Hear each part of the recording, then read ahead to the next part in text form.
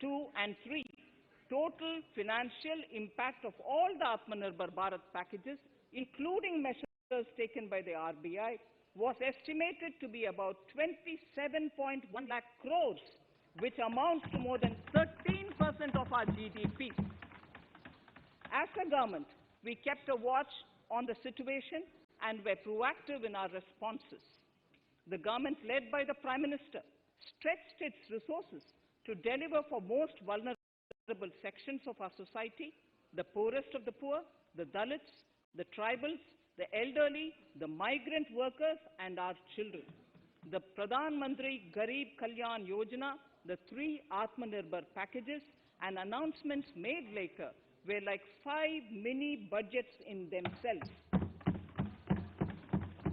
The Atmanirbhar packages accelerated our pace of structural reforms, redefinition of MSMEs, commercialization of the mining sector, agriculture and labor reforms, privatization of public sector undertakings, One Nation, One Ration Card, production-linked incentive schemes are some of the notable reforms carried out during this period.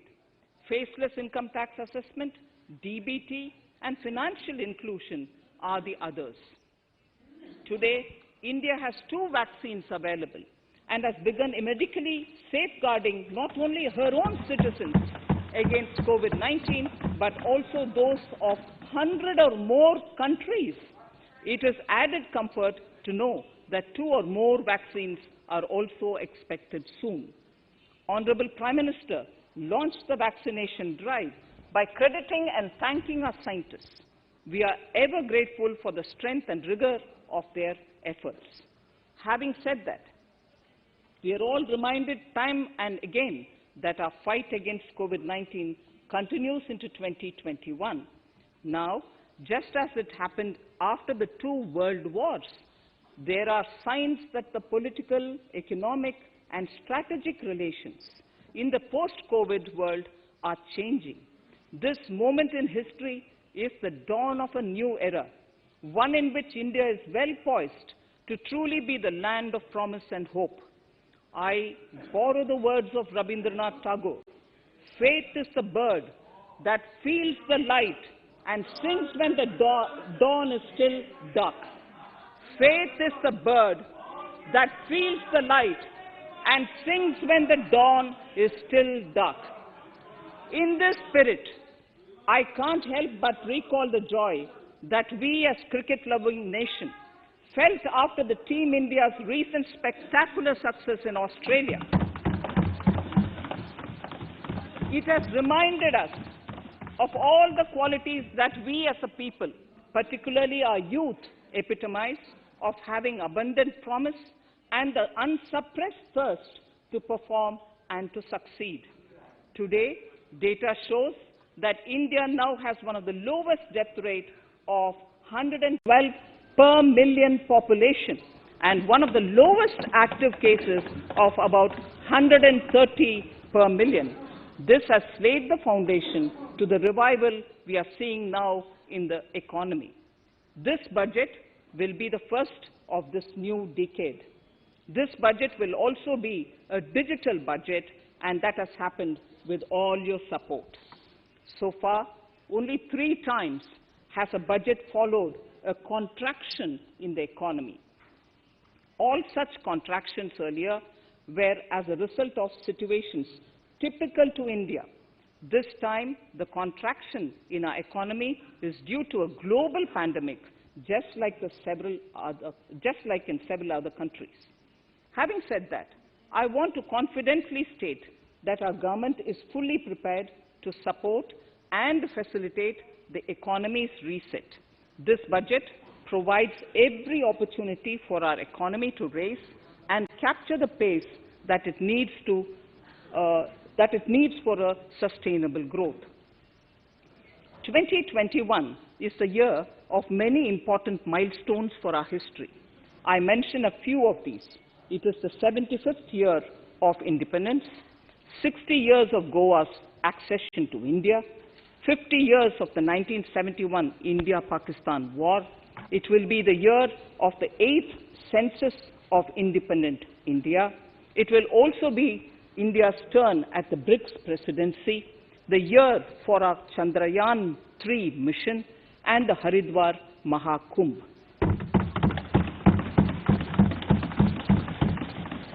Honorable Speaker, before I commence Part A of the budget, I want to take a moment to acknowledge how isolating and distancing seemed like insurmountable challenges for a country like ours that has people coming together in times of crisis.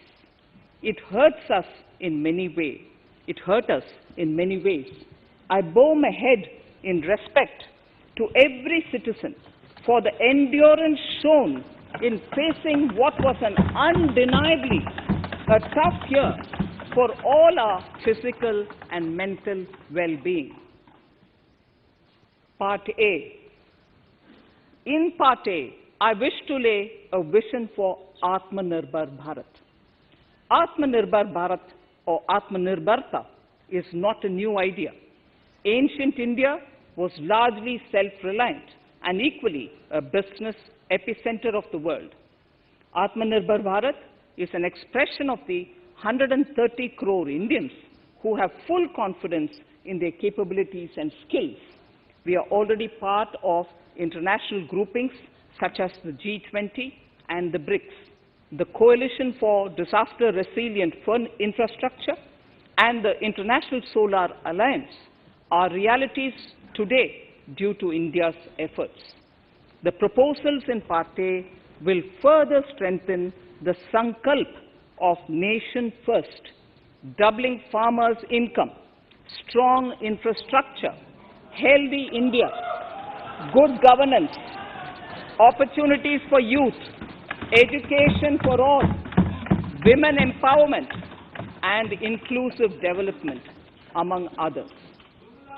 Additionally, also on the path to fast implementation are the 13 promises we had made in the budget of 2015-16, which were to materialize during the Amrit Mahotsav of 2022 on the 75th year of our independence.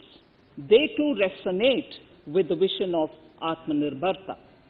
The budget proposals for 21-22 rest on 6 pillars: health and well-being, physical and financial capital and infrastructure, inclusive development for aspirational India, reinvigorating human capital, innovation and R&D, and as 6th, minimum government and maximum governance.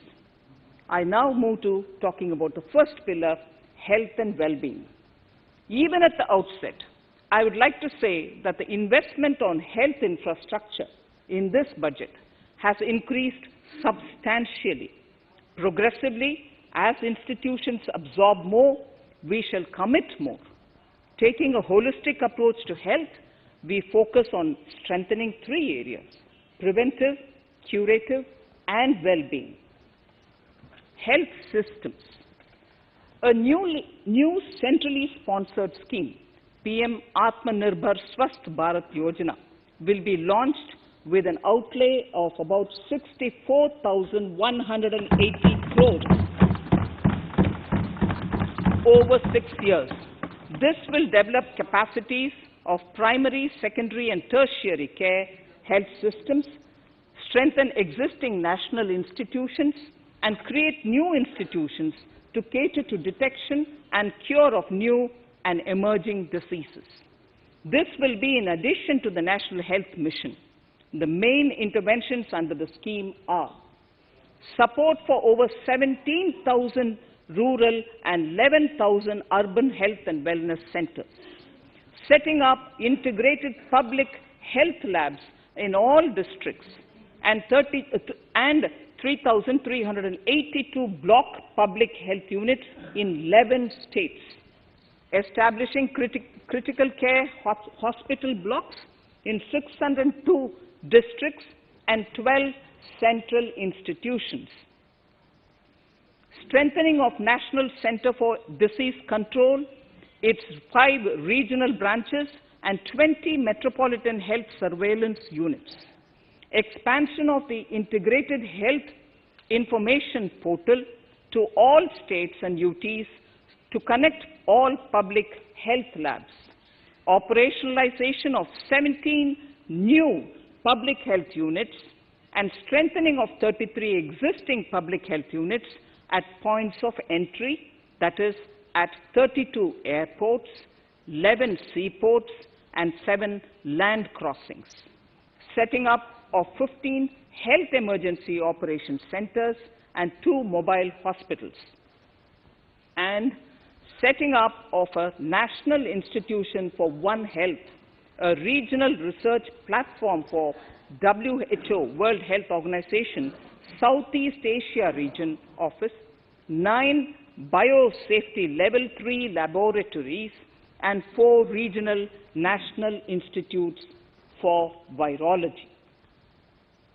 Nutrition. To strengthen nutritional content, delivery, outreach, and outcome, we will merge the supplementary nutrition program and the Poshan Abhiyan and launch the Mission Poshan 2.0. We shall adopt an intensified strategy to improve nutritional outcomes across 112 aspirational districts. Universal coverage of water supply. The World Health Organization has repeatedly stressed the importance of clean water, sanitation, and clean environment as a prerequisite to achieving universal health. The Jal Jeevan Mission Urban will be launched.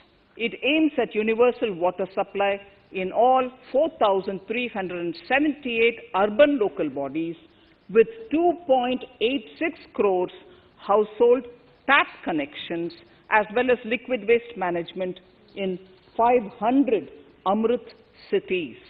It will be implemented over 5 years with an outlay of 2,87,000 crores.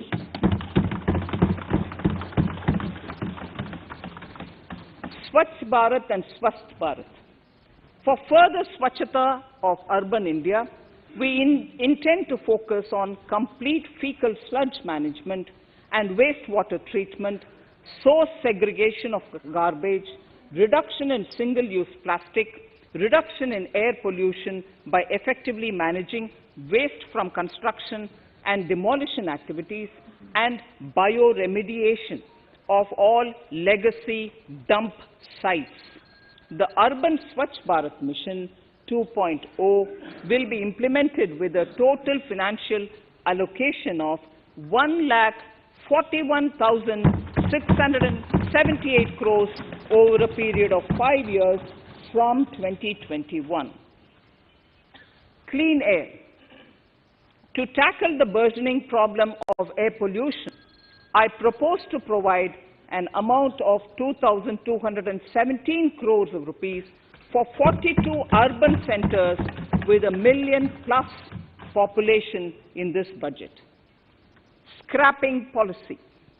We are separately announcing, Honorable Speaker, a voluntary vehicle scrapping policy to phase out old and unfit vehicles. This will help in encouraging fuel-efficient, environment-friendly vehicles, thereby reducing vehicular pollution and oil import bills. Vehicles would undergo fitness tests in automated fitness centers after 20 years in case of personal vehicles and after 15 years in case of commercial vehicles. Details of the scheme will be separately shared by the ministry. Vaccines. The pneumococcal vaccine, a made-in-India product, is presently limited to only 5 states. It will be rolled out across the country. This will avert more than 50,000 child deaths annually. Honorable Speaker, I have provided 35,000 crores of rupees for COVID-19 vaccine in this year 21-22. I am committed to provide further funds if required. So the budget outlay for health and well-being is 2,23,846 crores in this BE 21-22 as against the BE of only 94,452 crores, and it marks an increase of 137%. The details of the same are at Annexure 1 of the speech. Honorable Speaker, I now move to the second pillar, physical and financial capital and infrastructure. Atmanirbhar Bharat, production-linked incentive schemes are things which I would like to place an emphasis. For a $5 trillion economy, our manufacturing sector has to grow in double digits on a sustained basis. Our manufacturing companies need to become an integral part of global supply chains, possess core competence and cutting-edge technology. To achieve all of the above, PLI schemes to create manufacturing global champions for an Atmanirbhar Bharat have been announced for 13 sectors. For this, the government has committed nearly 1.97 lakh crores over 5 years starting this financial year. This initiative will help bring scale and size in key sectors, create and nurture global champions, and provide jobs to our youth. Textiles. To enable the textile industry to become globally competitive, attract large investments, and boost employment generation, a scheme of Mega Investment Textiles Park will be launched in addition to the PLI schemes. This will create world-class infrastructure with plug-and-play facilities to create global champions in exports. 7 textile parks will be established over 3 years. Infrastructure.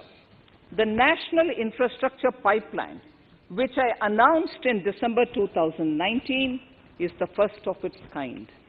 Whole of government exercise ever undertaken by Government of India. The NIP was launched with 6,835 projects. The project pipeline has now expanded to 7,400 projects.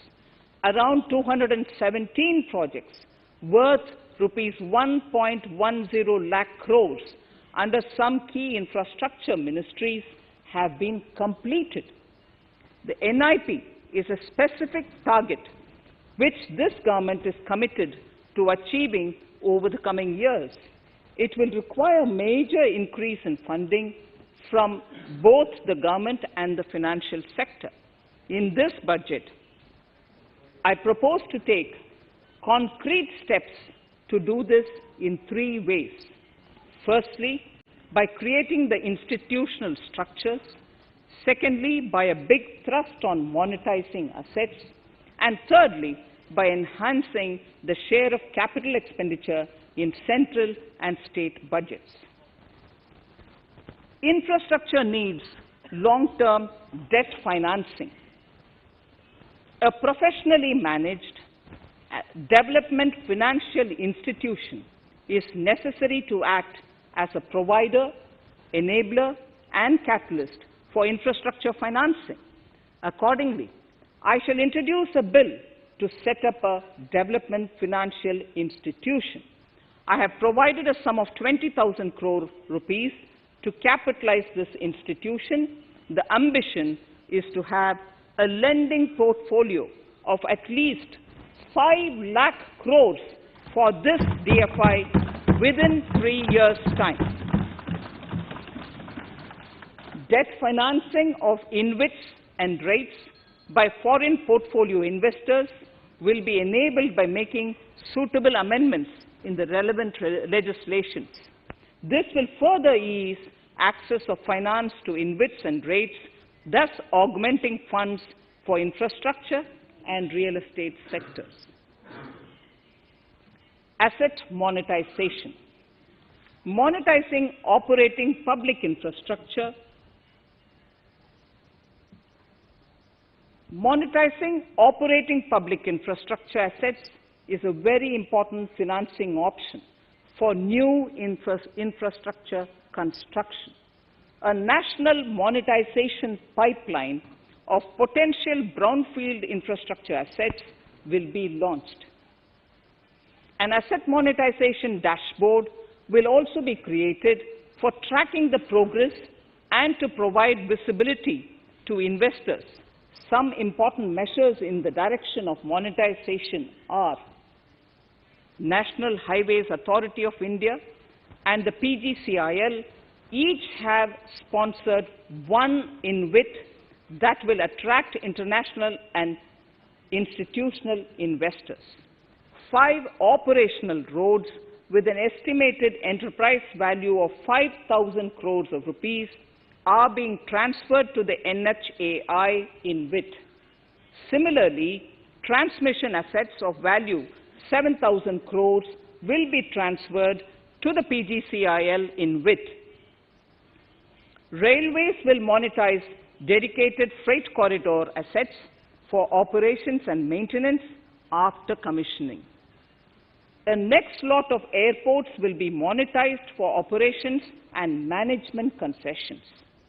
Other core infrastructure assets that will be rolled out under the asset monetization programs are NHAI operational toll roads, 2 transmission assets of PGCL, 3 oil and gas pipelines of GAIL, Gas Authority of India Limited, IOCL and HPCL, Airports Authority of India airports in Tier 2 and 3 cities, other railway infrastructure assets, warehousing assets of CPSE, such as the Central Warehousing Corporation and NAFED, among others, and sports stadiums.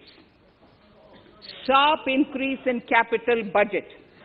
In the BE 2020-21, we had provided for 4.12 lakh crores for capital expenditure.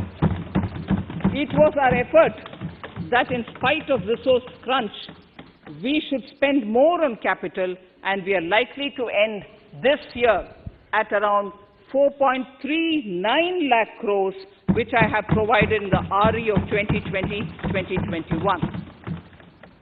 For 21-22, I propose a sharp increase in capital expenditure and thus have provided 5.54 lakh crores, which is 34.5% more than the BE of 2020-2021. Of this, I have kept a sum of more than 44,000 crores in the budget head of the Department of Economic Affairs to be provided for projects, programs, or departments that show good progress in capital expenditure and are in need of further funds. Over and above this expenditure, we would also be providing more than 2 lakh crores to states and autonomous bodies for their capital expenditure. We will also work out specific mechanisms to nudge states to spend more of their budget on creation of infrastructure.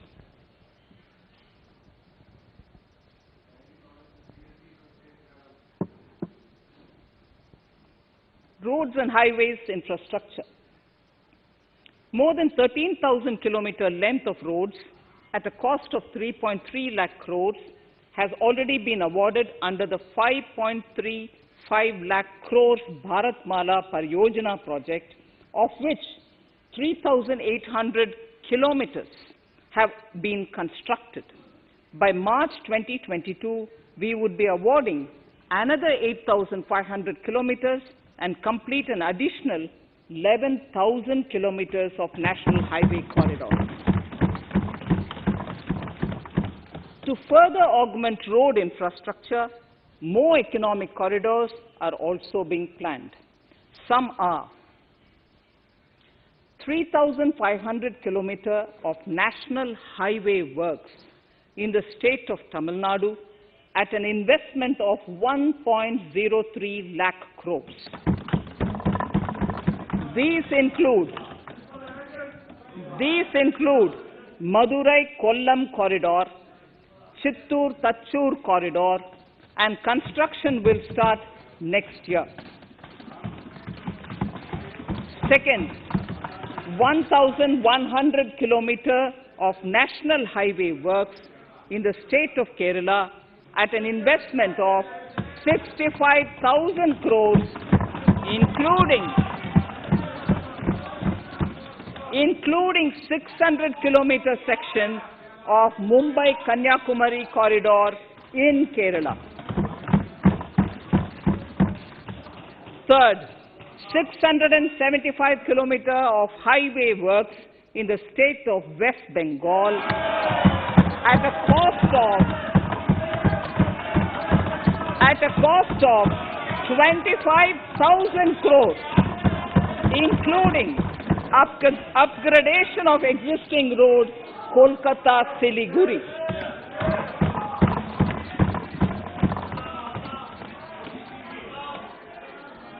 National highway works of around 19,000 crores are currently in progress in the state of Assam. Further works of more than 34,000 crores covering more than 1,300 kilometers of national highways will be undertaken in the state in the coming 3 years. Some of the flagship corridors and other important projects that would see considerable activity in 2021-22 are in Annexure 2 to my speech. I am also providing an enhanced outlay of 1,18,101 crores, 1,18,101 crores for Ministry of Road Transport and Highways, of which 1,08,230 crores is for capital, the highest ever provided. Railway infrastructure. Honorable Speaker, sir, Indian Railways have prepared a National Rail Plan for India 2030. The plan is to create a future-ready railway system by 2030. Bringing down the logistic costs for an industry is at the core of our strategy to enable Make in India. It is expected that Western Dedicated Freight Corridor and Eastern Dedicated Freight Corridor will be commissioned by June 2022. The following additional initiatives are also proposed. The Sonnagar-Gomo sections, 263 kilometers of Eastern Dedicated Freight Corridor will be taken up in PPP mode in this year itself. Gomo-Dankuni section of 274.3 kilometers will be also taken up shortly in short succession. We will undertake future dedicated freight corridor projects, namely East Coast Corridor from Kharagpur to Vijayawada, East-West Corridor from Bhusaval to Kharagpur to Dankuni, and North-South Corridor from Itarsi to Vijayawada. Detailed project reports will be undertaken in the first phase. Broad gauge route kilometers, RKM as I referred to, electrified is expected to reach 46,000 kilometers, 46,000 RKM. That is 72% by end of 2021 from 41,548 RKMs on 1st October 2020. 100% electrification of broad gauge routes will be completed by December 2023.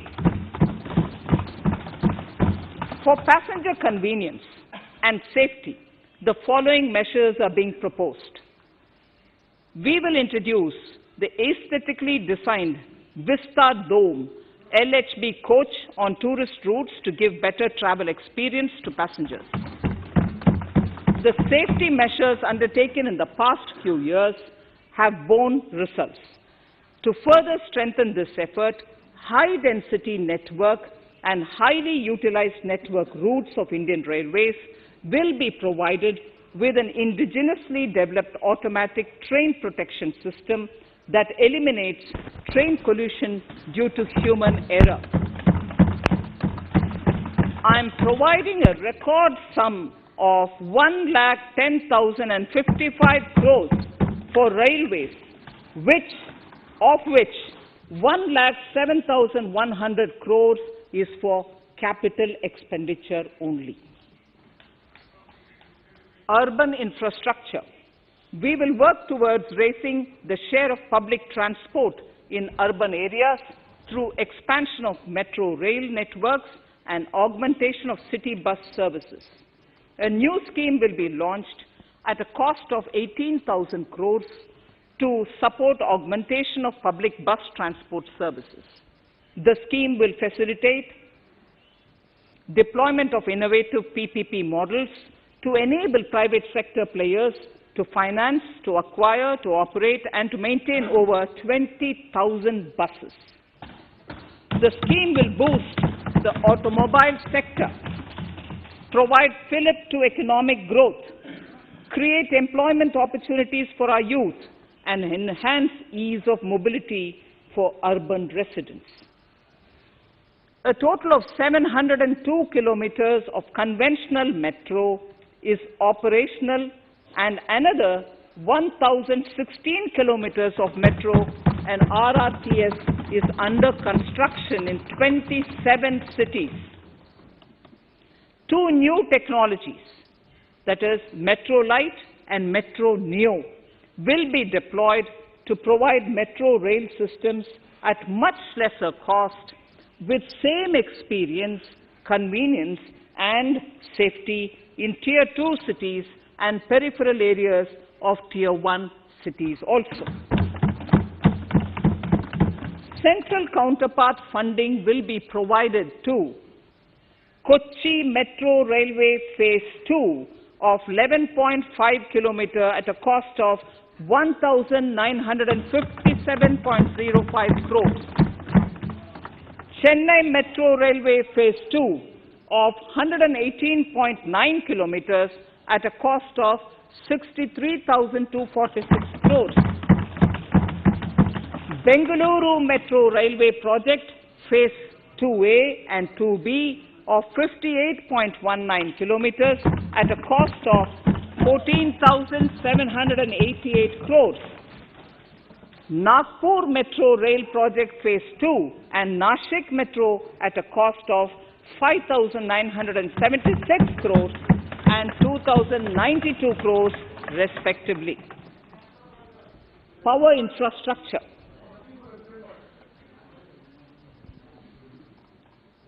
The past 6 years have seen a number of reforms and achievements in power sector. We have added 139 gigawatts of installed capacity, connected an additional 2.8 crore households, and added 1.41 lakh circuit kilometers of transmission lines. The distribution companies across the country are monopolies, either government or private. There is a need to provide choice to the consumers by promoting competition. A framework will be put in place to give consumers alternatives to choose from among more than one distribution companies. I read that sentence again. A framework will be put in place to give consumers alternatives to choose from among more than one distribution company. The viability of distribution companies is a serious concern.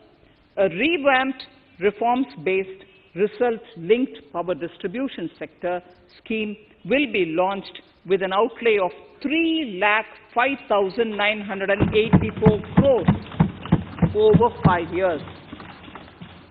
The scheme will provide assistance to DISCOMs for infrastructure creation, including prepaid smart metering, feeder separation, upgradation of systems, etc., tied to financial improvements. Prime Minister, while speaking at the third Reinvestment Conference in November 2020, had announced plans to launch a comprehensive national hydrogen energy mission. It is now proposed to launch a hydrogen energy mission in 2021-22 for generating hydrogen from green power sources. Ports, shipping and waterways. Major ports will be moving from managing their operational services on their own to a model where a private partner will manage it for them. For the purpose, 7 projects worth more than 2,000 crores will be offered by the major ports on private-public partnership mode in FY 21-22. A scheme for promoting flagging of merchant ships in India will be launched by providing subsidy support to Indian shipping companies in global tenders floated by ministries and CPSCs. An amount of 1,624 crores will be provided over 5 years. This initiative will enable greater training and employment opportunities for Indian seafarers, besides enhancing Indian companies' share in global shipping. India has enacted Recycling of Ships Act in 2019 and acceded to the Hong Kong International Convention. Around 90 ship recycling yards at Alang in Gujarat have already achieved HKC-compliant certificates. Efforts will be made to bring more ships to India from Europe and Japan. Recycling capacities of around 4.5 million light displacement ton LDT will be doubled by 2024. This is expected to generate an additional 1.5 lakh jobs for our youth. Petroleum and natural gas. Our government has kept fuel supplies running across the country without interruption during the COVID-19 lockdown period. Taking note of the crucial nature of the sector in people's lives, the following key initiatives are being announced. 1. Ujjwala scheme, which has benefited 8 crore households, will be extended to cover 1 crore more beneficiaries. We will add 100 more districts in next 3 years to the city gas distribution network. A gas pipeline project will be taken up in the Union Territory of Jammu and Kashmir. An independent gas transport system operator will be set up for facilitation and coordination of booking of common carrier capacity in all natural gas pipelines on a non-discriminatory open access basis. Financial capital. I propose to consolidate the provisions of the SEBI Act 1992, Depositories Act 1996, Securities Contracts Regulation Act 1956, and Government Securities Act 2007 into a rationalized single Securities Markets Code.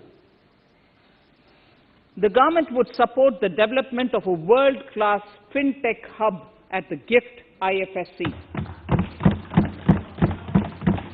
To instill confidence amongst the participants in corporate bond market during times of stress and to generally enhance secondary market liquidity, it is proposed to create a permanent institutional framework.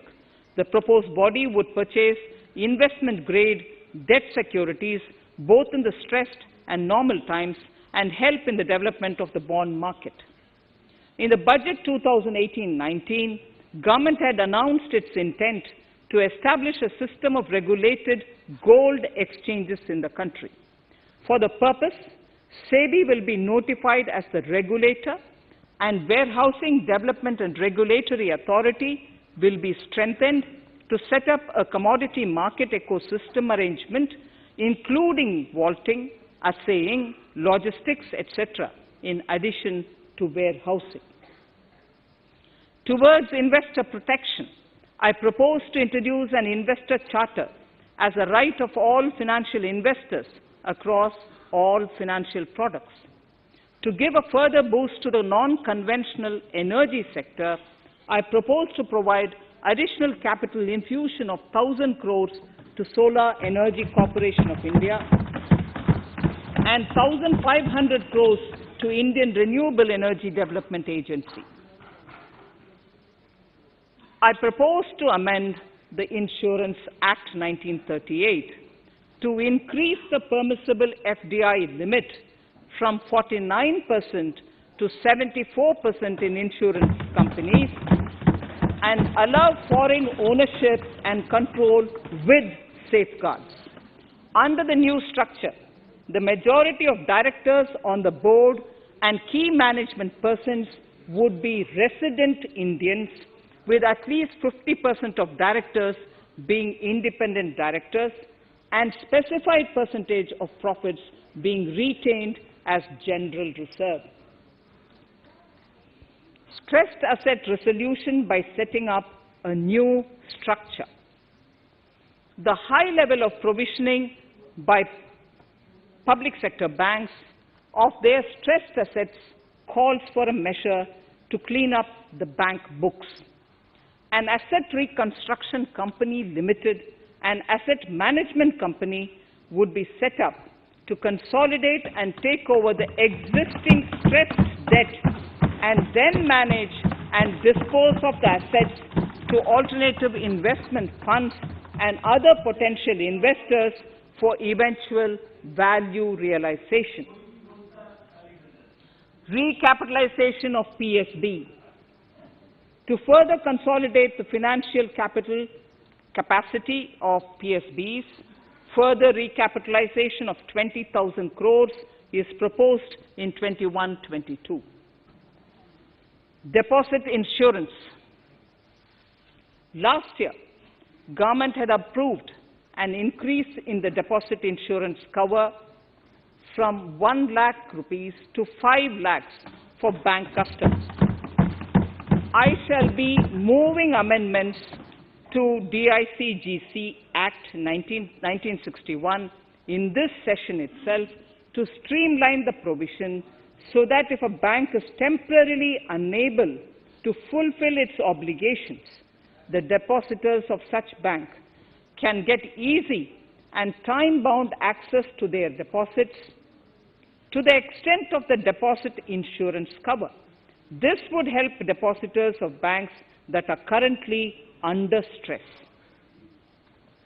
To improve credit discipline, while continuing to protect the interests of small borrowers, for NBFCs with minimum asset size of 100 crores, the minimum loan size eligible for debt recovery under the Securitization and Reconstruction of Financial Assets and Enforcement of Security Interests, SARFAESI Act 2002, it is proposed to be reduced from the existing level of 50 lakhs to 20 lakhs. Company matters. The decriminalization of the procedural and technical compoundable offences under Companies Act 2013 is now complete. I now propose to take up decriminalization of the Limited Liability Partnerships Act 2008. Honorable Speaker, I propose to revise the definition under the Companies Act 2013 for small companies by increasing the threshold for paid-up capital from not exceeding 50 lakh to not exceeding 2 crores and turnover from not exceeding 2 crores to not exceeding 20 crores. This will benefit more than 2 lakh companies in easing their compliance requirements. As a further measure which directly benefits startups and innovators, I propose to incentivize the incorporation of one-person companies by allowing one-person companies to grow without any restriction on paid-up capital and turnover, allowing their conversion into any other type of company at any time, reducing the residency limit for an Indian citizen to set up an one-person company from 182 days to 120 days, and allow also non-resident Indians to incorporate OPCs in India. This will be a big boost for startups. To ensure faster resolution of cases, the NCLT framework will be strengthened, e-court system shall be implemented, and alternate methods of debt resolution and special framework for MSMEs shall be introduced. During the coming fiscal, we will be launching data analytics, artificial intelligence, machine learning driven MCA 2.1 version to MCA 21 version 3.0. MCA 21 version 3.0. This version 3.0 will have additional modules for e-scrutiny, e-adjudication, e-consultation, and compliance management. Disinvestment and strategic sale. In spite of COVID-19, we have kept working towards strategic disinvestment.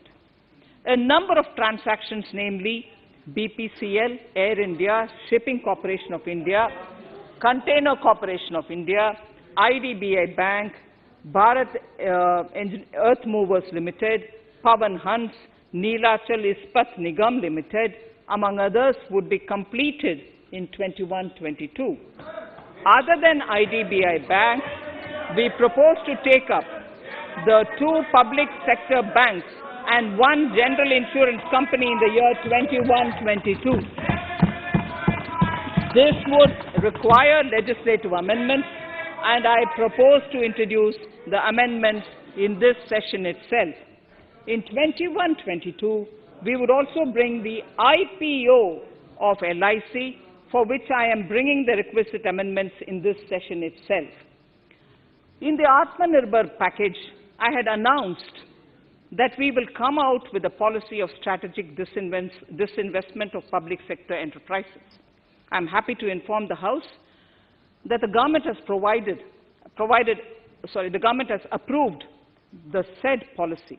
The policy provides a clear roadmap for disinvestment in all non-strategic and strategic sectors.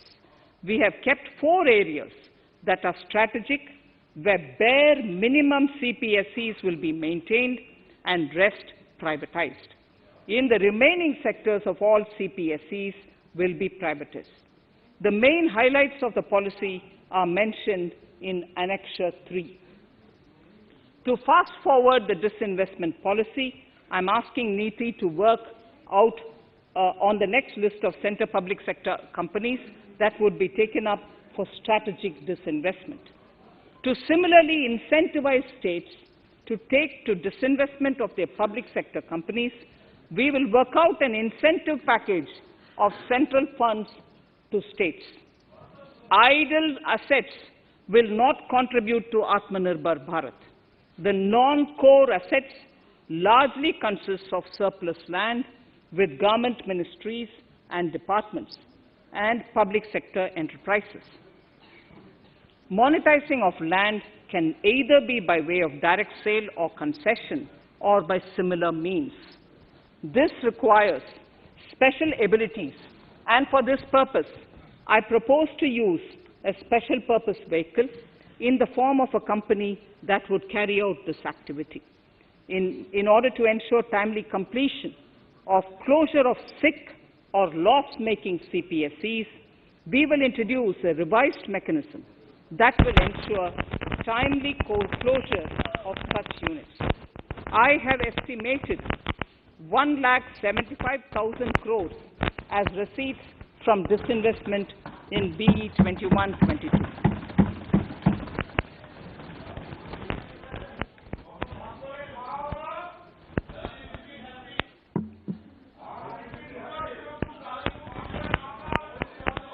Government financial reforms.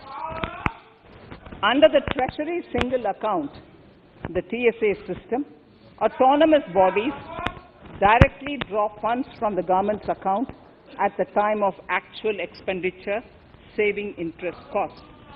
We will extend the TSA system for universal application from 21-22. On the recommendation of the 15th Finance Commission, we have undertaken a detailed exercise to rationalize and bring down the number of centrally sponsored schemes. This will enable consolidation of outlays for better impact. The government is committed to the development of multi-state cooperatives and will provide all support to them. To further streamline the ease of doing business for cooperatives, I propose to set up a separate administrative structure for them.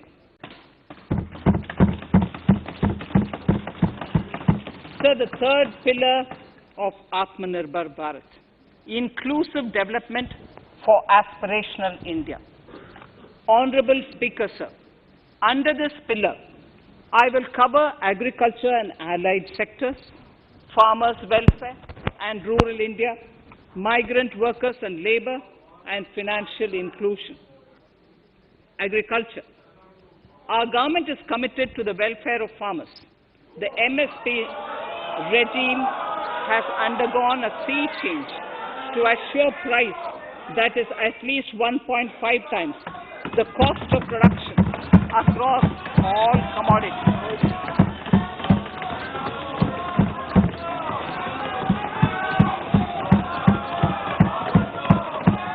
The procurement has also continued to increase at a steady pace. This has resulted in increase in payment to farmers substantially. In case of wheat, a total amount paid to farmers in 2013-14. Honorable Speaker, sir, the data that I give now is important for all honorable members to kindly hear. In case of wheat, the total amount paid to farmers in 2013-14 was 33,874 crores. In 2019-20, it was 62,802 crores. And even better, Honorable Speaker, in 2020-2021, this amount paid to farmers was 75,060 crores.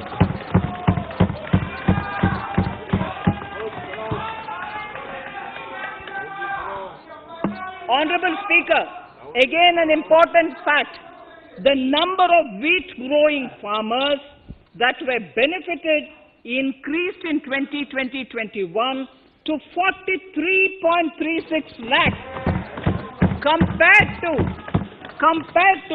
35.57 lakhs in 2019-20.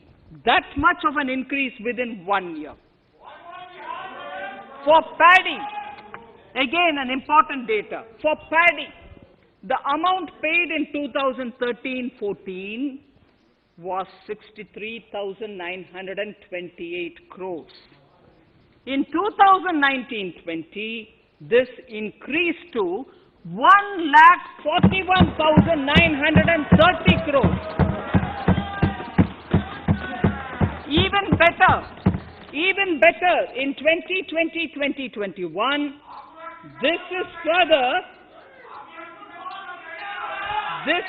2020-2021, in 2020-21, This is further estimated, and I'm saying this is further estimated because the procurement is ongoing, and therefore I can't give you the final figure.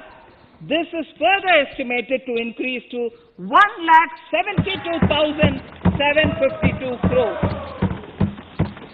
The number of farmers benefited increased from 1.24 crores in 2019-20 to 1.54 crores in 2020-21. In the same way, Honorable Speaker, sir, in the case of pulses, the amount paid in 2013-14 was 236 crores.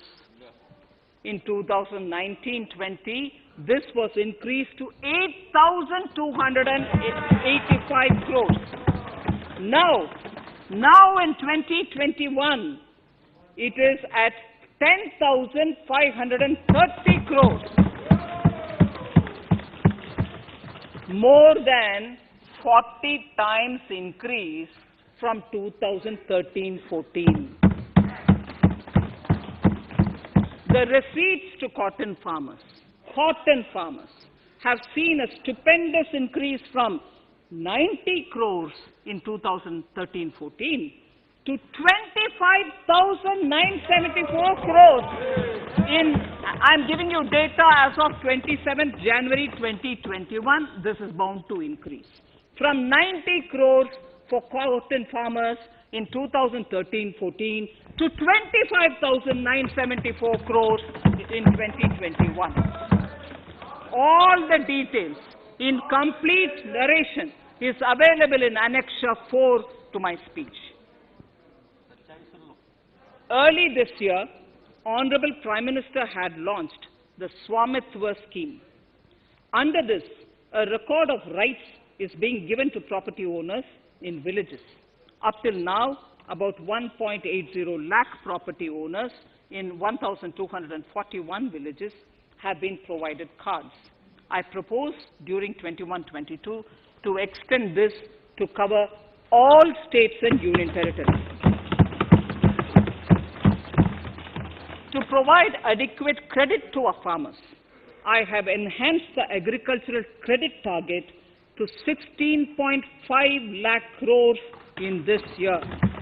We will focus on ensuring increased credit flow to animal husbandry, Pashupalan, dairy, and to Matsyakar, to the fisheries.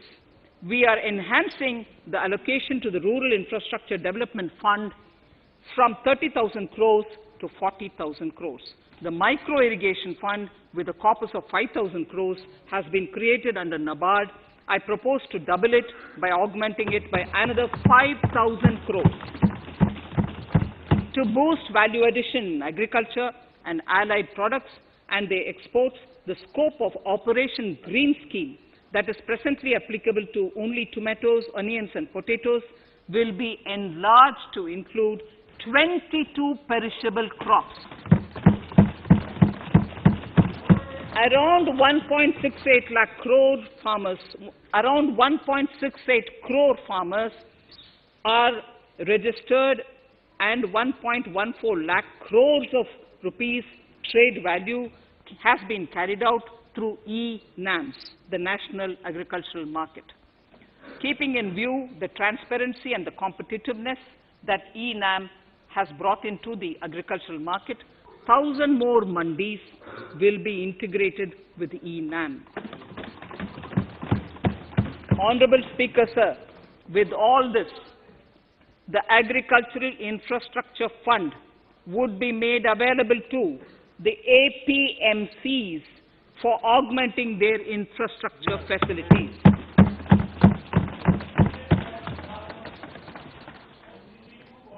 Fisheries. I am proposing substantial investments in the development of modern fishing harbors and fish landing centers. To start with, 5 major fishing harbors, Kochi, Chennai, Visakhapatnam, Paradip, and Petua Ghat, will be developed as hubs for economic activity. We will also develop inland fishing harbors and fish landing centers along the banks of rivers and waterways. Seaweed farming is an emerging sector with potential to transform the lives of coastal communities. It will provide large-scale employment and additional incomes. To promote seaweed farming and cultivation, I propose a multi-purpose seaweed park to be established in Tamil Nadu. Migrant workers and laborers. We have launched the One Nation, One Ration Card scheme through which beneficiaries can claim their rations anywhere in the country. Migrant workers in particular benefit from the scheme. Those staying away from their families can partially claim their ration where they are stationed, while their family in their native places can claim the rest. I am happy to inform you that One Nation, One Ration Card plan is under implementation by 32 states and union territories, reaching about 69 crore beneficiaries. That's a total of 86% beneficiaries covered. The remaining 4 states and UTs will be integrated in the next few months. To further extend our efforts towards the unorganized labor force, migrant workers in particular, I propose to launch a portal that will collect relevant information on gig workers, building and construction workers, among others. This will help formulate health, housing, skill, insurance credit, and food schemes for all migrant workers. We will conclude a process that began 20 years ago with the implementation of the 4 labor codes. For the first time globally, social security benefits will be extended to gig and platform workers.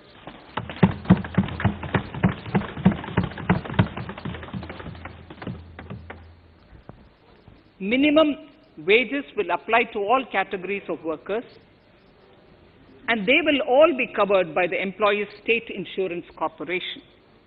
Women will be allowed to work in all categories and also in the night shifts with adequate protection.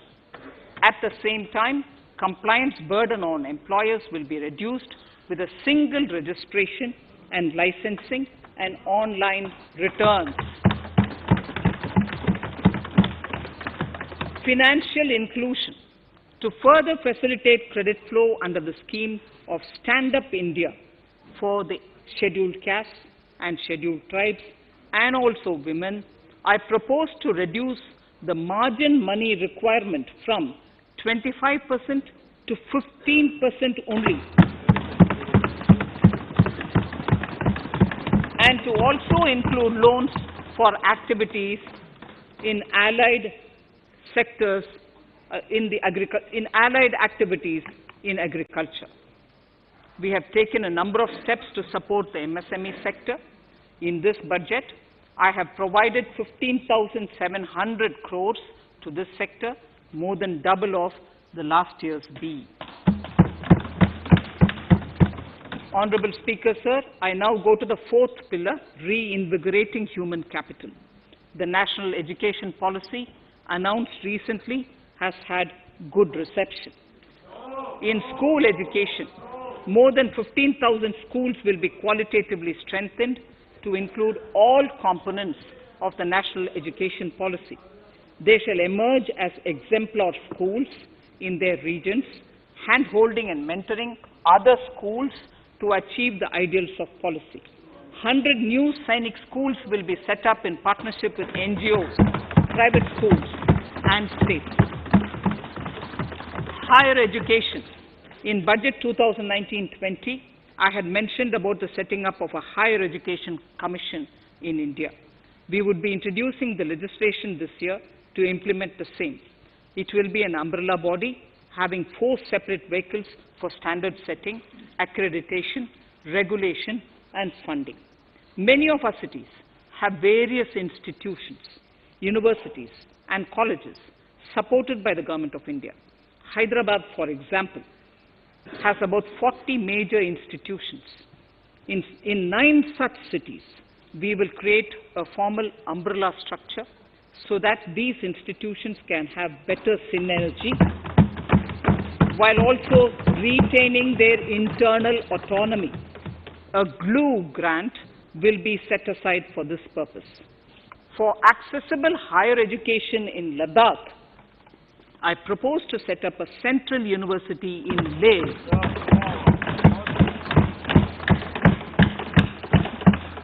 The other important projects to be taken up as a part of the NEP are listed in Annexure 5. Scheduled caste and scheduled tribes welfare. We have set ourselves a target of establishing 750 Eklavya model residential schools in our tribal areas. I propose to increase the unit cost of each such school from 20 crores, which is what it is now, to 38 crores, and for hilly and difficult areas to 48 crores. This would help creating robust infrastructure facilities for our tribal students. We have revamped the post-metric scholarship scheme for the welfare of scheduled caste students. I have also enhanced the central assistance in this regard. We are allotting 35,219 crores for 6 years till 25-26 to benefit 4 crores scheduled caste students. Skilling. In 2016, we had launched the National Apprenticeship Promotion Scheme.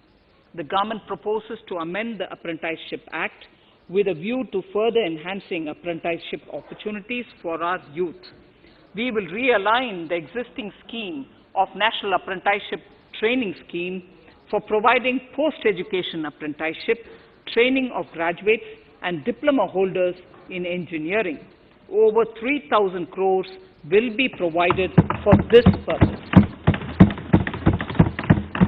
An initiative is underway, Honorable Speaker, in partnership with the United Arab Emirates to benchmark skill qualifications, assessment and certification, accompanied by the deployment of certified workforce. We also have a collaborative training, intertraining program between India and Japan to facilitate transfer of Japanese industrial and vocational skills, techniques, and knowledge. We will take forward this initiative with many more countries also.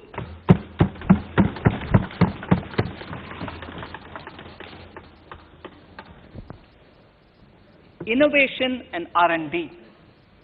In my budget speech of 2019, I had announced the National Research Foundation. We have now worked out the modalities, and the NRF outlay will be of 50,000 crores over 5 years. It will ensure that the overall research ecosystem in the country is strengthened with focus on identified national priority thrust areas. There has been a manifold increase in digital payments in the recent past. To give a further boost to digital transactions, I earmarked 1,500 crores for a proposed scheme that will provide financial incentive to promote digital mode of payment. We will undertake a new initiative, National Language Translation Mission. This will enable the wealth of governance and policy-related knowledge on the Internet being made available in major Indian languages.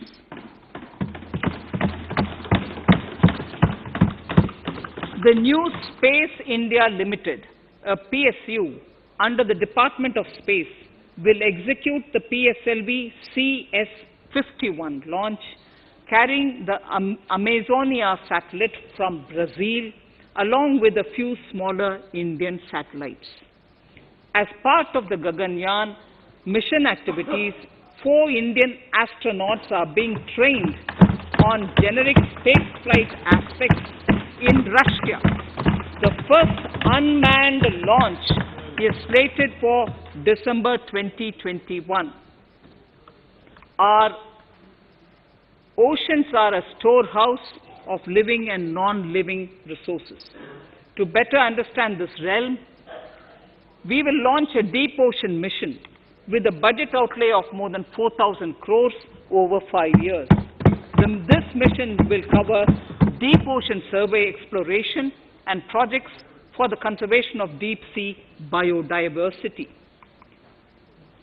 I come to the sixth pillar, Honorable Speaker, minimum government, maximum governance. Honorable Speaker, sir, this is the last of the 6 pillars.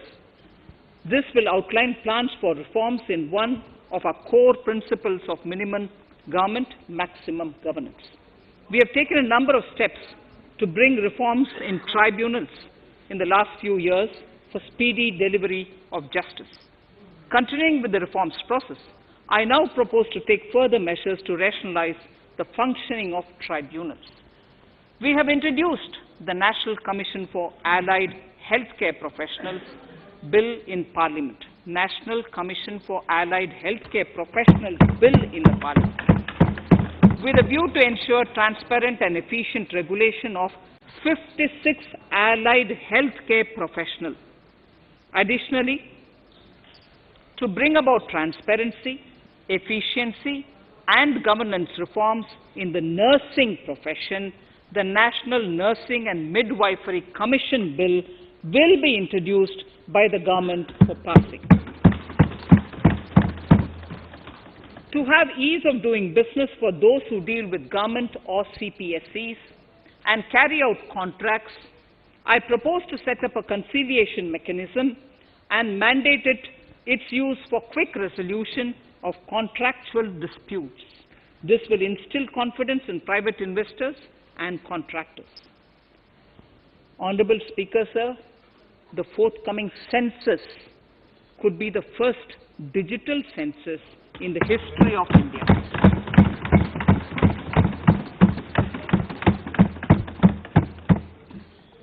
For this monumental milestone-marking task, I have allocated 3,768 crores in this year, 21-22.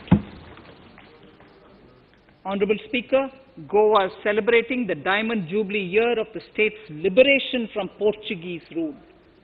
From the Government of India's side, I propose to grant 300 crores to the Government of Goa for the celebration. I propose to provide 1,000 crores for the welfare of tea workers, especially women and children in Assam and West Bengal. A special scheme will be devised for the same.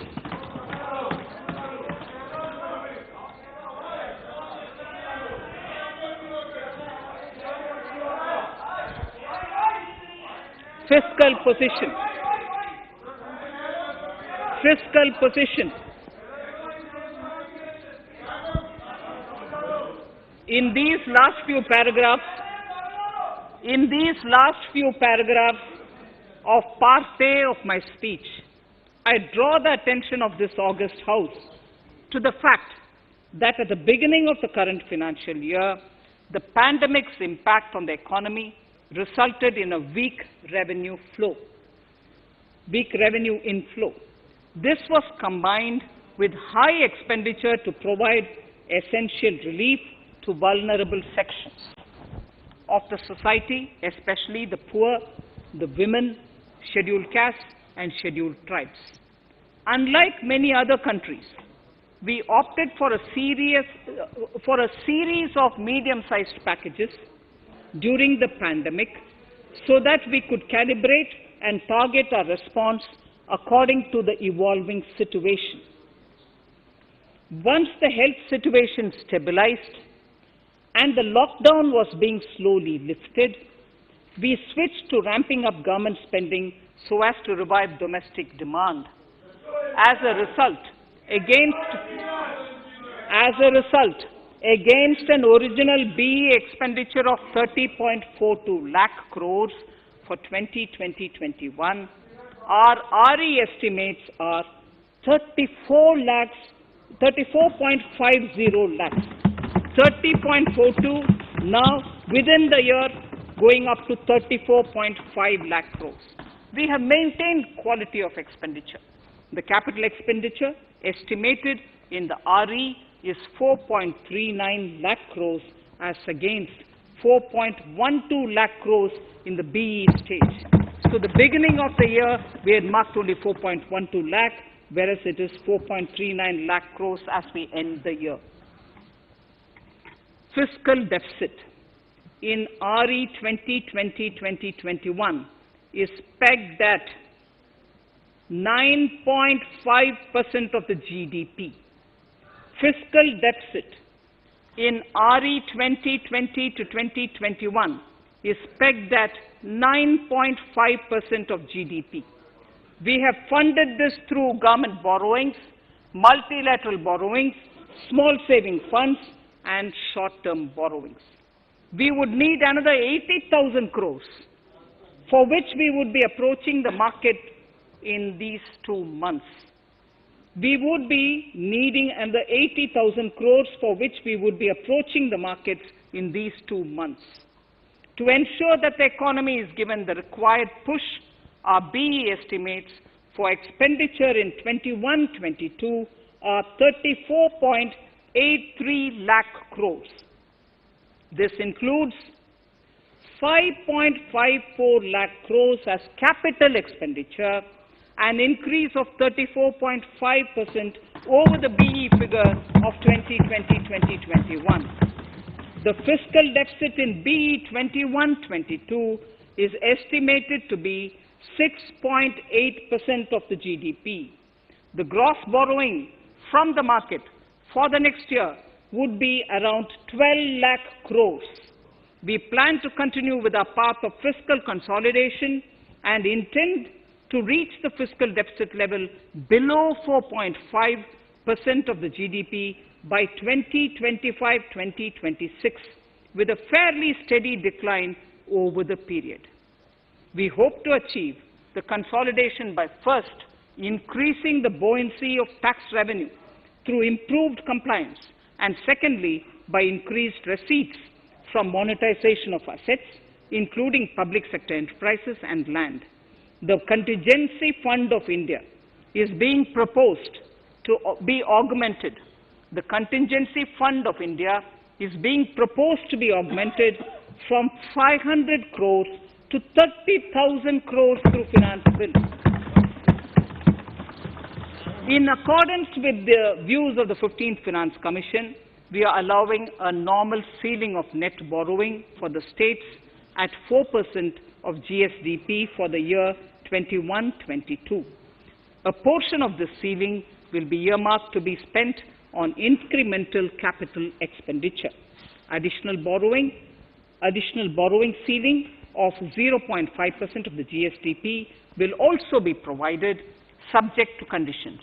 States will be expected to reach a fiscal deficit of 3% of GSDP by 2023-24, as recommended by the 15th Finance Commission.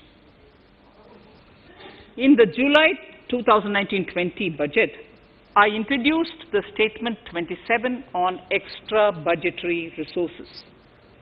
It disclosed the borrowings of the government agencies that went towards funding Government of India schemes and whose repayment burden was on the government. In my 2020-21 budget, I enhanced the scope and coverage of that statement by including the loans provided by government to the FCI, the Food Corporation of India. Taking a step further in this direction, I propose to discontinue the NSSF loan to FCI for food subsidy, and accordingly, budget provisions have been made in RE 2020-21 and in the BE 2021-22.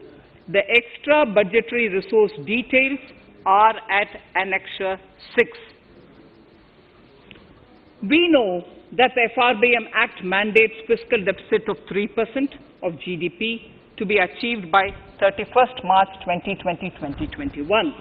The effect of this year's unforeseen and unprecedented circumstances has necessitated the submission of a deviation statement under Sections 4 of Subclause 5 and Section 7, Subclause 3, 3B of the FRBM Act, which I am laying on the table of the House as part of the FRBM documents.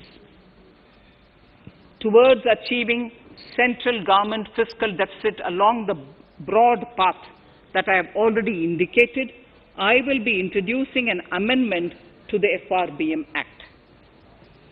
Honorable Speaker, on the 9th of December 2020, the 15th Finance Commission submitted its final report covering the period 2021 to 2026 to the Rashtrapati Ji. The government has laid the Commission's report along with the explanatory memorandum in the Parliament, retaining the vertical shares of the states at 41%. We recognize our commitment to fiscal federalism and propose, therefore, to adhere to this recommendation. Jammu and Kashmir in the 14th Finance Commission was entitled to get devolution being a state. Now the funds of the UTs of Jammu Kashmir and Ladakh would be provided by the centre. I have also provided on the Commission's recommendation 1,18,452 crores as revenue deficit grant to 17 states in 21-22 as against 74,340 crores to 14 states in 2020-21. Honorable Speaker, I would now move to Part B of my speech.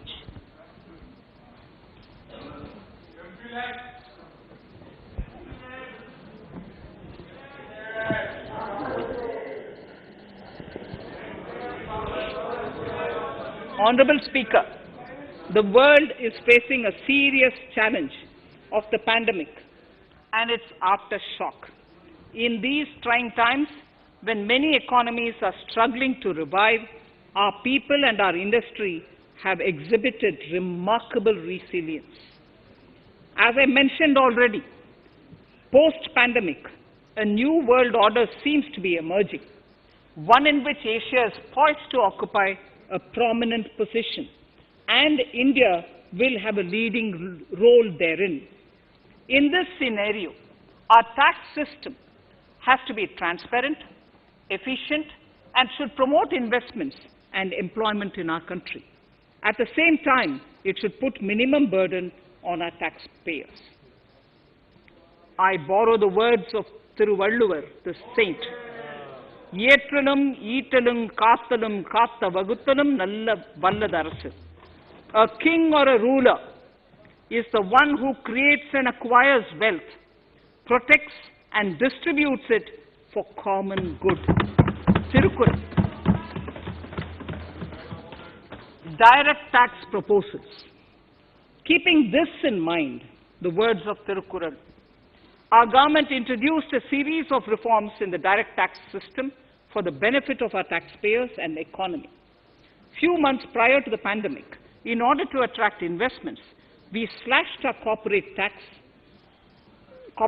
rate to make it among the lowest in the world. The dividend distribution tax too was abolished.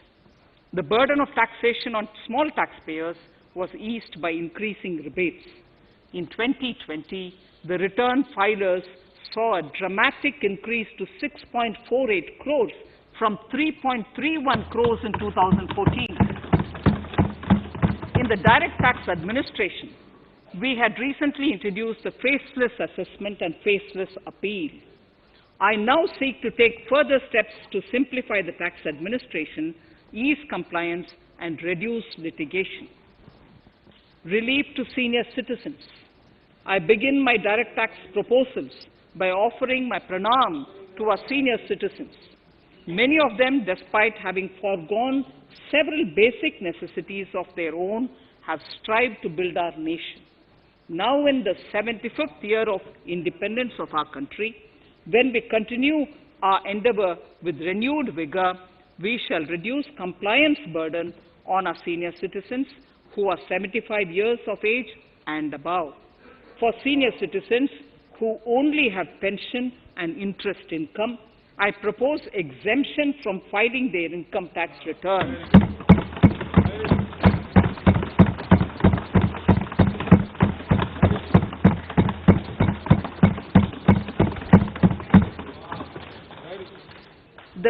bank will deduct the necessary tax on their income.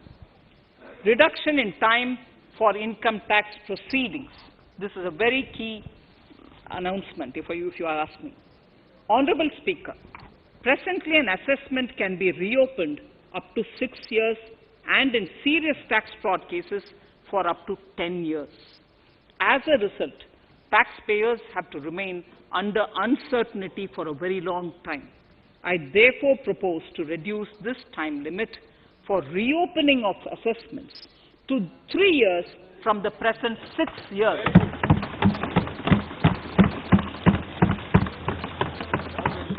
In serious tax evasion cases too, only where there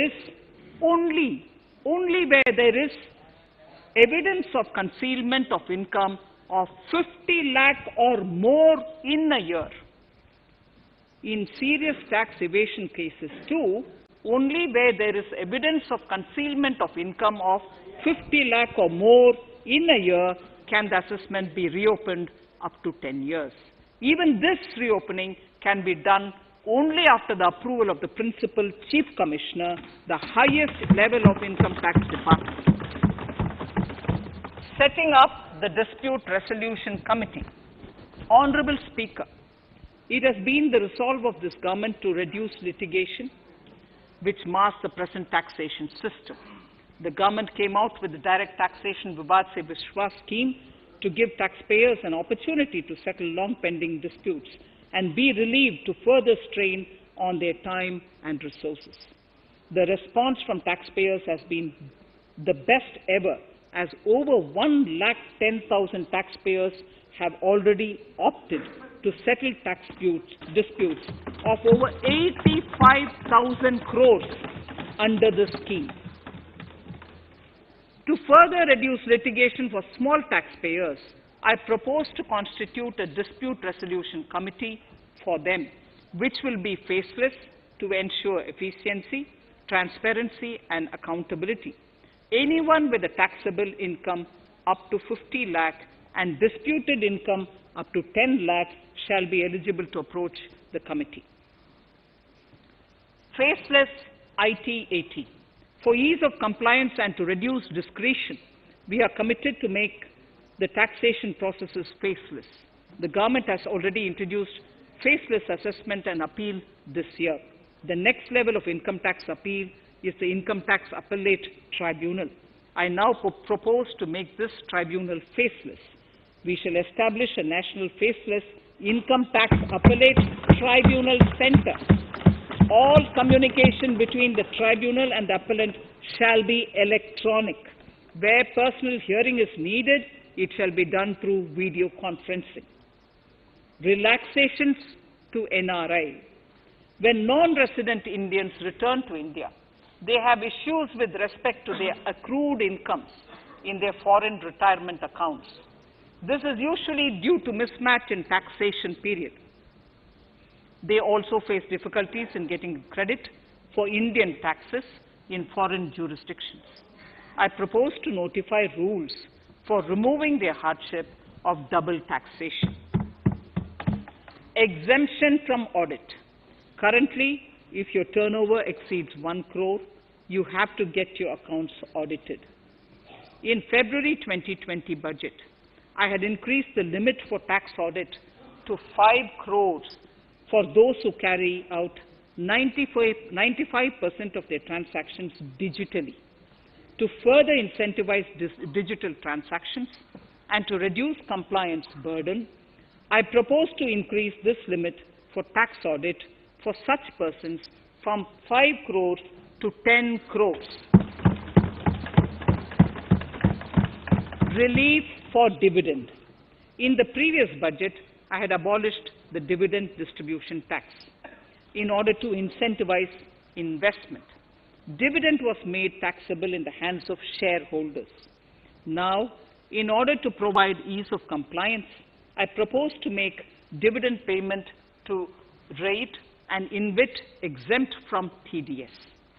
Further, as the amount of dividend income cannot be estimated correctly by the shareholders for paying advance tax, I propose to provide the advance that I propose to provide that advance tax liability on dividend income shall arise only after the declaration or payment of dividend. Also, for the foreign portfolio investors, I propose to enable deduction of tax on dividend income at lower treaty rate. Attracting foreign investment into infrastructure sector. In the last budget, for attracting foreign investment in the infrastructure sector, we had granted 100% tax exemption, subject to certain conditions, to foreign sovereign wealth funds and pension funds on their income from investment in Indian infrastructure. We have noticed that few of such funds are facing difficulties in meeting some of the conditions. In order to ensure that a large number of funds invest in India, I propose to relax some of these conditions relating to prohibition on private funding, restriction on commercial activities, and direct investment in infrastructure. In order to allow funding of infrastructure by issue of zero-coupon bonds, I propose to make notified infrastructure debt funds eligible to raise funds by issuing tax-efficient zero-coupon bonds. Affordable housing.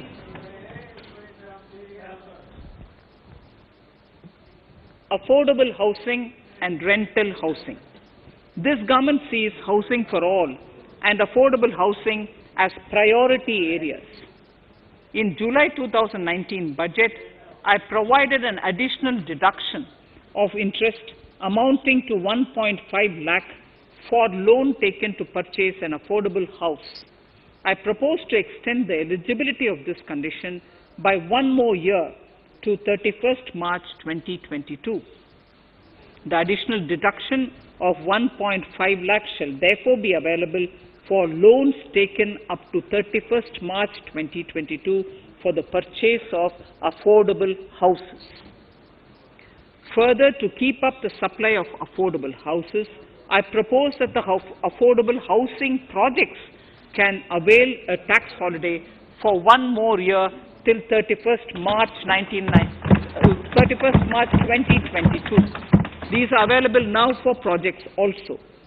We are committed to promote supply of affordable rental housing for migrant workers. For this, I propose to allow tax exemption for notified affordable rental housing projects. Tax incentives to IFSC. As I mentioned in Part A of this speech, the government is committed to making the International Financial Services Center in GIFT City a global financial hub. In addition to the tax incentives already provided, I propose to include, among others, tax holiday for capital gains for aircraft leasing companies, tax exemption for aircraft lease rentals paid to foreign lessors, tax incentive for relocating foreign funds in the IFSC, and to allow tax exemption to the investment division of foreign banks located in the IFSC. Pre-filling of returns. Honorable Speaker, in order to ease compliance for the taxpayer, details of salary income, tax payments, TDS, etc., already come pre-filled in income tax returns. To further ease filing of returns, details of capital gains from listed securities, dividend income, and interest from banks, post office, etc., will also be now pre-filled. Relief to small trusts. We hope to reduce compliance burden on small charitable trusts running educational institutions and hospitals.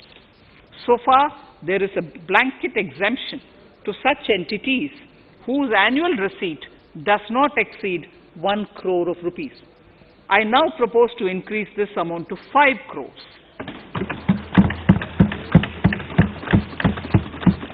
Labor welfare.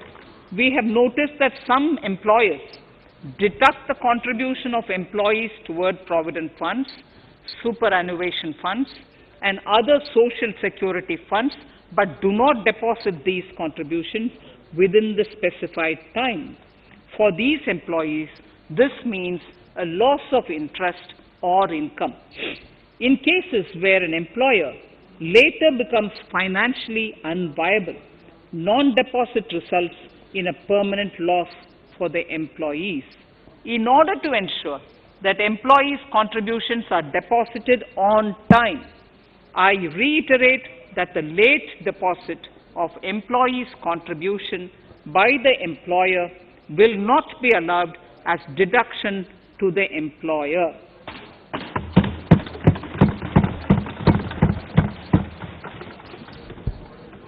Incentives for startups.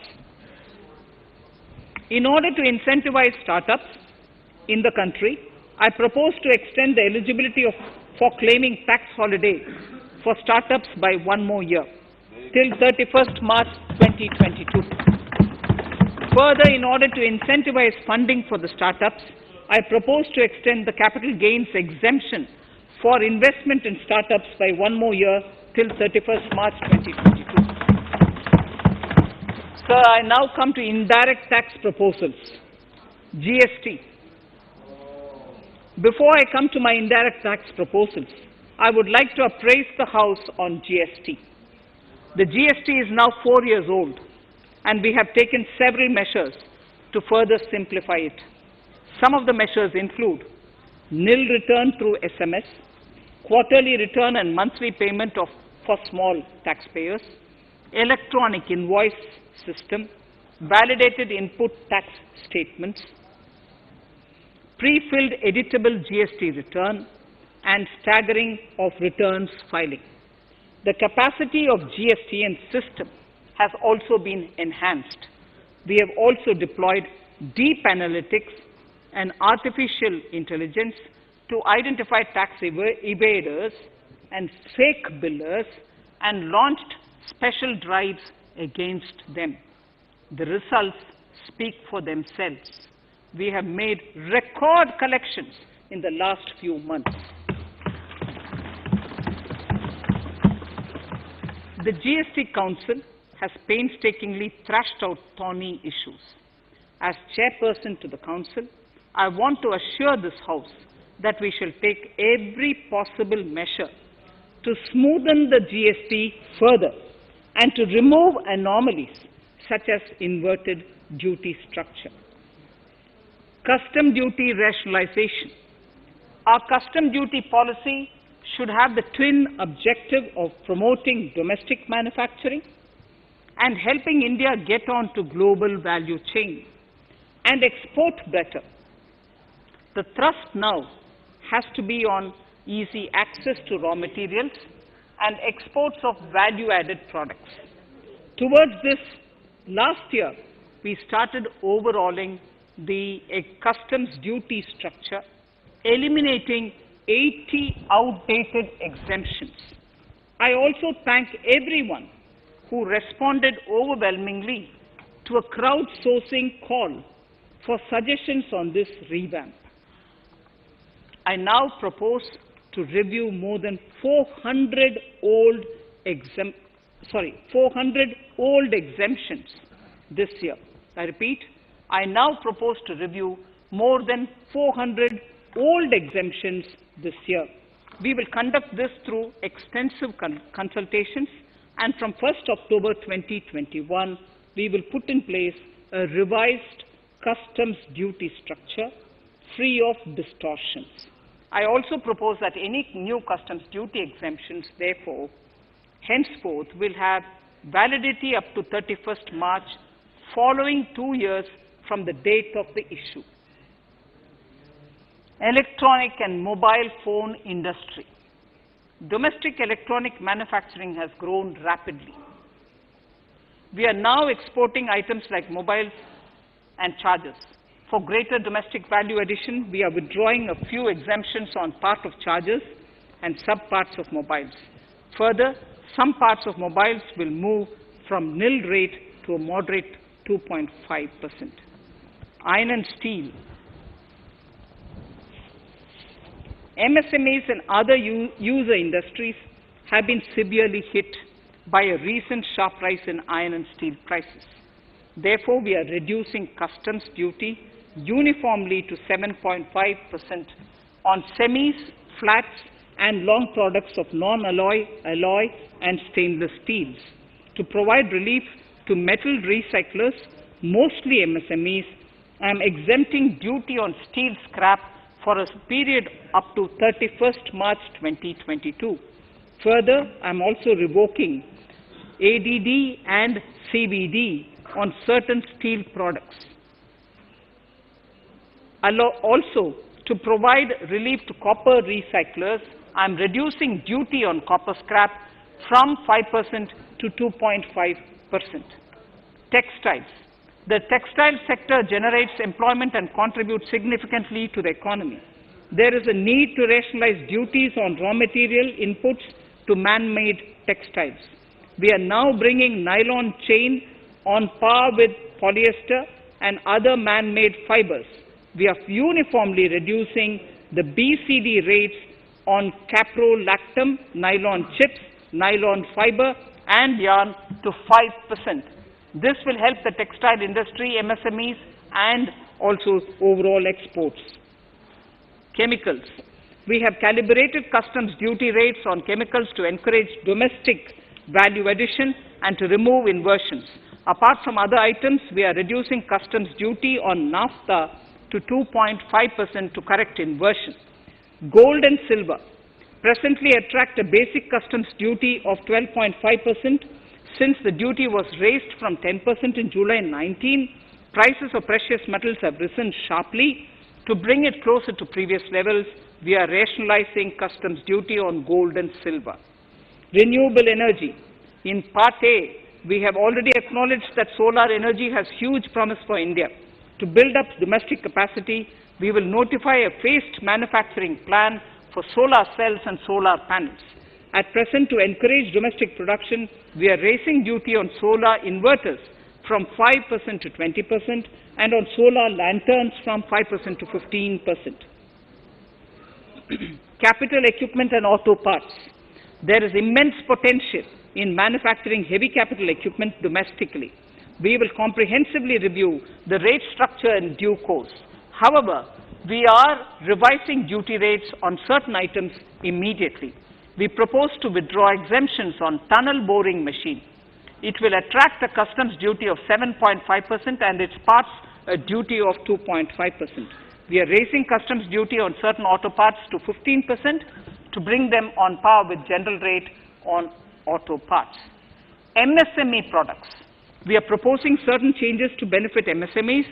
We are increasing duty from 10 to 15% on steel screws and plastic builder wares. On prawn feed, we increase it from 5 to 15%. We are rationalizing exemption on import of duty-free items as an incentive to exporters of garments, leather, and handicraft items. Almost all of these items are made domestically by our MSMEs. We are withdrawing exemption on imports of certain kinds of leathers as they are domestically produced in good quantity and quality, mostly by MSMEs.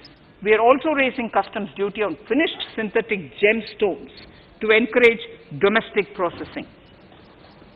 Agriculture products to benefit farmers.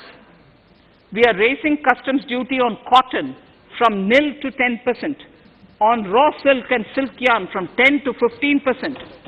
We are also withdrawing end-use-based concession on denatured ethyl alcohol. Currently, rates are being uniformly calibrated to 15% on items like maize, bran, rice bran, oil cake, and animal feed additives. There is an immediate need to improve agricultural infrastructure so that we produce more while also conserving and processing agricultural output efficiently. This will ensure enhanced remuneration for our farmers. To earmark resources for this purpose, I propose an agricultural infrastructure and development cess on a small number of items. However, while I am applying this cess, we have taken care not to put additional burden on consumers on most items. Rationalization of procedures and easing of compliance. For a judicious application, we propose certain changes in the provisioning related to ADD, anti-dumping duty, and CVD, countervailing duty levies. To complete customs investigation, we are prescribing definite timelines. In 2020, we rolled out the Turant Customs Initiative, which brought in faceless, paperless, and contactless customs measures. With effect from September 2020, we have implemented a new procedure for administration of rules of origin. This has helped in putting a check on misuse of FTAs. The specific details of direct and indirect tax changes proposed are listed in the annexure to my speech. Honorable Speaker, sir, with these words, I commend the budget to this august House. Thank you.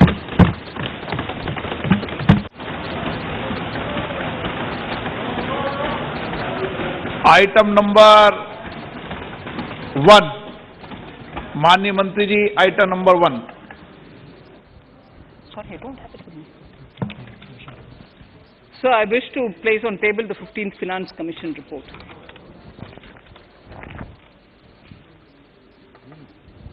Item number 3, माननीय मंत्री जी। Sir, I wish to lay on the table the following statements under Section 3(1) of the Fiscal Responsibility and Budget Management Act 2003, the medium-term fiscal policy cum fiscal policy strategy statement and macroeconomic framework statement.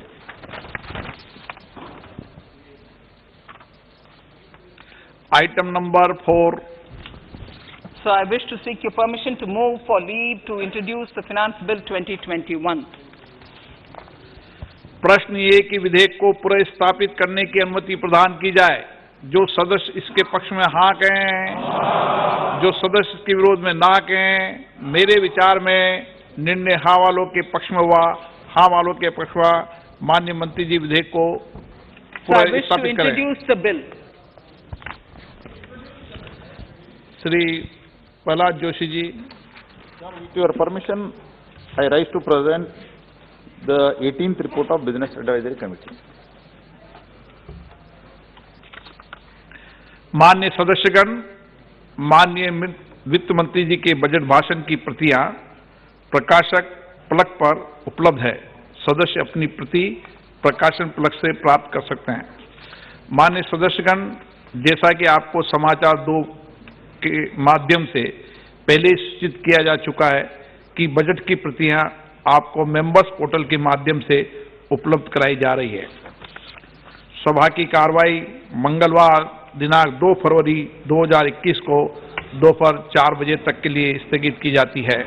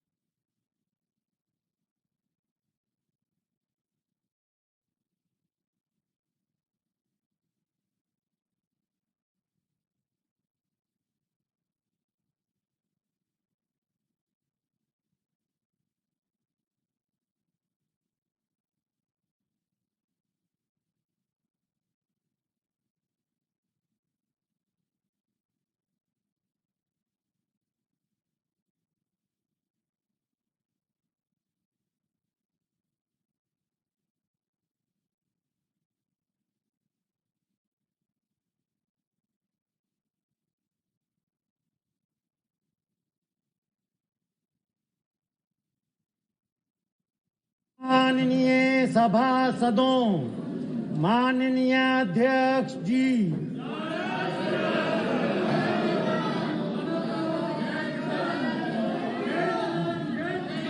Item number 1 Shrimati Nirmala Sitharaman ji, आप बैठ जाए। माननीय सदस्य please, माननीय सदस्य please, please माननीय सदस्य please.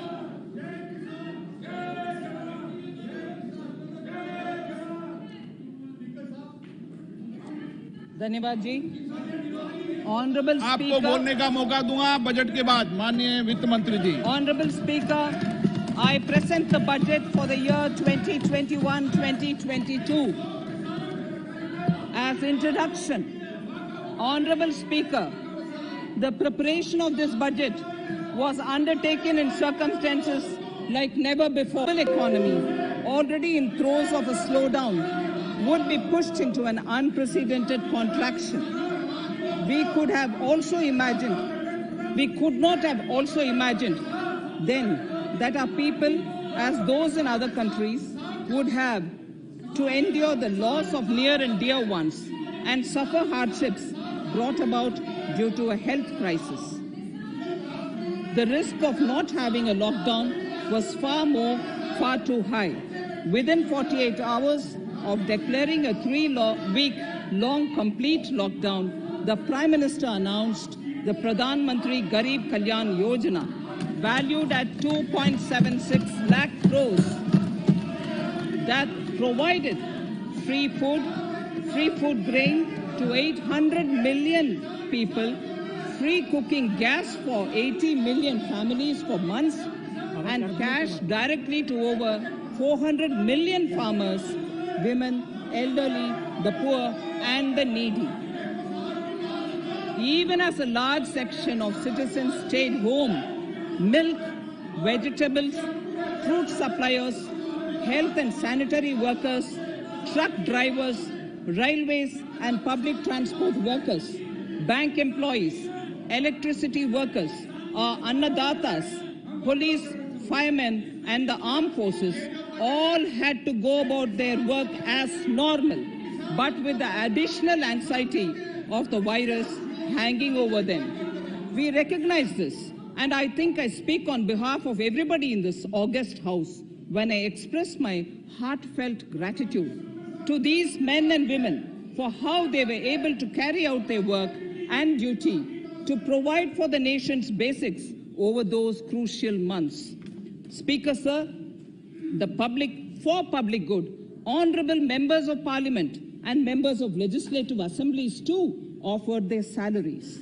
In May 2020, the government announced the Atmanirbhar Bharat package.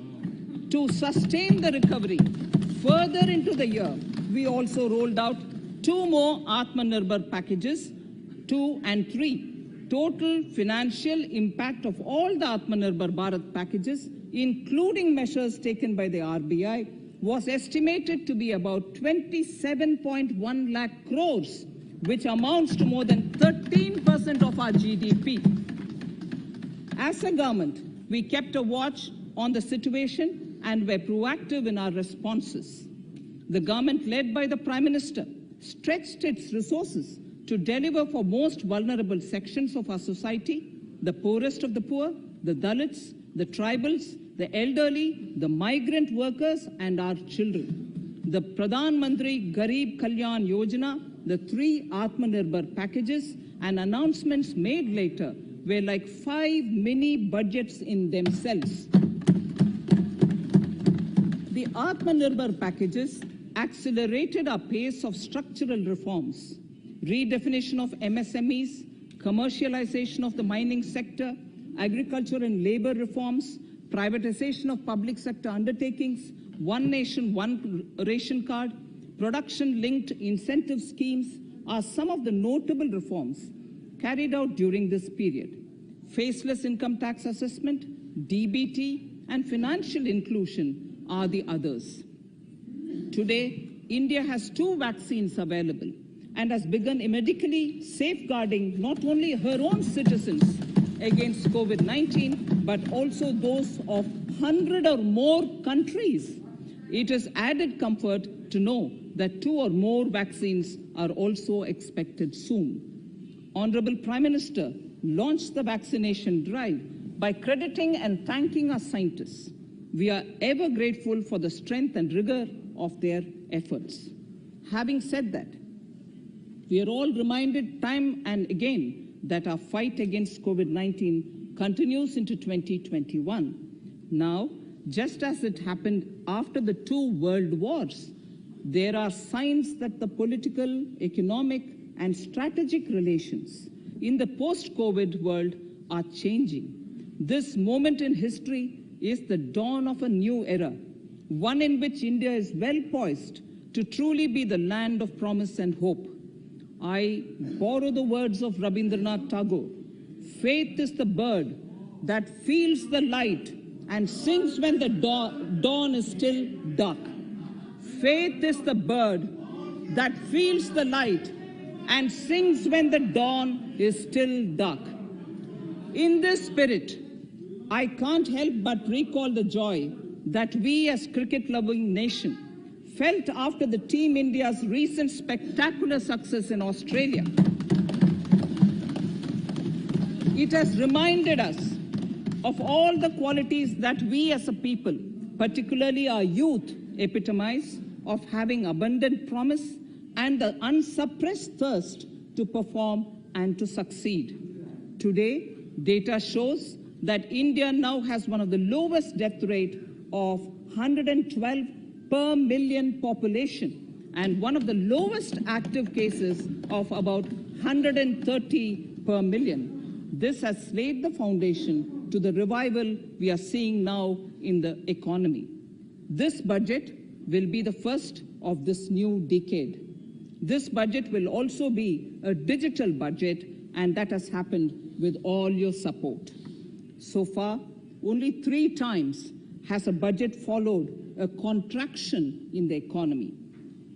All such contractions earlier were as a result of situations typical to India.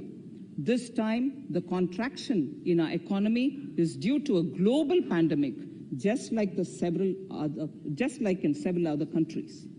Having said that, I want to confidently state that our government is fully prepared to support and facilitate the economy's reset. This budget provides every opportunity for our economy to raise and capture the pace that it needs for a sustainable growth. 2021 is the year of many important milestones for our history. I mention a few of these. It is the 75th year of independence, 60 years of Goa's accession to India, 50 years of the 1971 India-Pakistan War. It will be the year of the 8th census of independent India. It will also be India's turn at the BRICS presidency, the year for our Chandrayaan-3 mission, and the Haridwar Mahakumbh.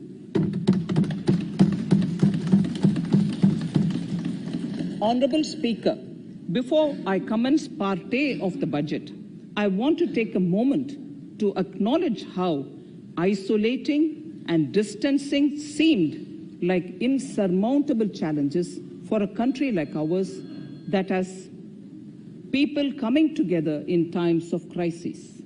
It hurts us in many ways. It hurt us in many ways. I bow my head in respect to every citizen for the endurance shown in facing what was an undeniably a tough year for all our physical and mental well-being. Part A. In Part A, I wish to lay a vision for Atmanirbhar Bharat. Atmanirbhar Bharat or Atmanirbharta is not a new idea. Ancient India was largely self-reliant and equally a business epicenter of the world. Atmanirbhar Bharat is an expression of the 130 crore Indians who have full confidence in their capabilities and skills. We are already part of international groupings such as the G20 and the BRICS, the Coalition for Disaster Resilient Infrastructure, and the International Solar Alliance are realities today due to India's efforts. The proposals in Part A will further strengthen the Sankalp of Nation First, doubling farmers' income, strong infrastructure, healthy India, good governance, opportunities for youth, education for all, women empowerment, and inclusive development, among others. Additionally, also on the path to fast implementation are the 13 promises we had made in the budget of 2015-16, which were to materialize during the Amrit Mahotsav of 2022 on the 75th year of our independence.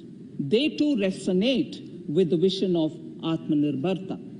The budget proposals for 21-22 rest on 6 pillars: health and well-being, physical and financial capital and infrastructure, inclusive development for aspirational India, reinvigorating human capital, innovation and R&D, and as 6th, minimum government and maximum governance.